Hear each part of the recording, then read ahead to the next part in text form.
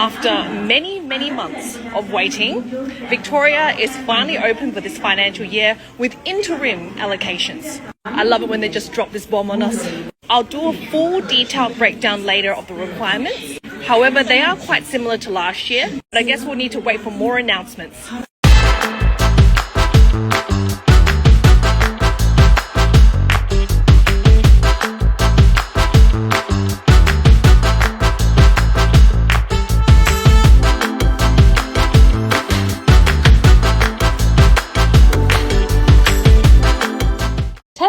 New South Wales is finally open for applications. So let's talk about the 190 here. You'll need to meet all the basic eligibility, and the residency requirement has slightly changed. You can apply if you've been living in New South Wales for a minimum of 6 months, or apply if you've been living offshore outside of New South Wales overseas for a minimum of 6 months. Or if you are working in your nominated occupation, you can apply now. You don't need to wait until the 6 months. There is a new occupation list, and it is somewhat similar to last year, but have a look here. There are 3 pathways available for the 491 visa in New South Wales. You've got Pathway 1, Pathway 2 and Pathway 3. For Pathway 1, you must be currently employed by a regional New South Wales employer.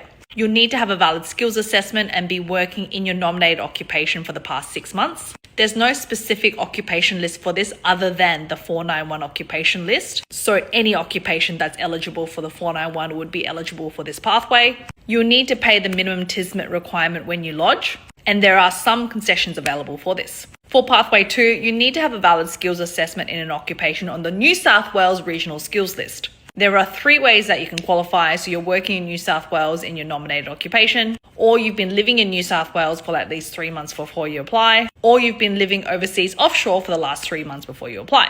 Number 3 is a recent New South Wales graduate. So you must have studied a course that is related to your skills assessment. You need to have completed the course within the last 2 years, and you must be able to claim those points on your EOI. Same residency requirements as before, and you must have a skills assessment on the New South Wales Regional Skills List. Drop your questions below. Let's talk about the 491 nomination in New South Wales under Pathway 3 as a New South Wales graduate. You must have recently completed your studies from a regional New South Wales institution. That must have been completed within the last 2 years. Your studies must be related to your skills assessment.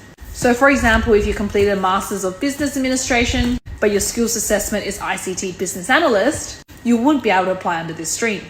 You need to be living in New South Wales for the past 3 months or offshore outside of New South Wales for the past 3 months. Otherwise, if you don't meet the residency requirement, if you're working in your nominated occupation, you can still apply.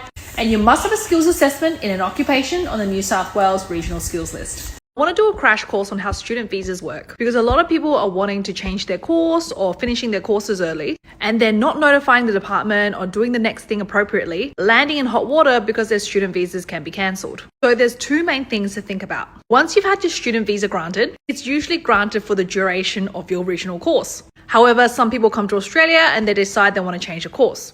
As long as you don't change the level of the course, so for example, you're granted a student visa to study a master's and you change to another master's course, that's fine. You won't need to apply for a new student visa.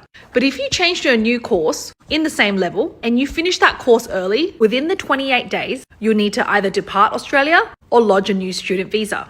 If you don't, your student visa can be cancelled. The second scenario is if you came to Australia to study a course and you do finish it early, you'll be given 3 months to decide what to do next. So it's best to apply for a new visa at that stage.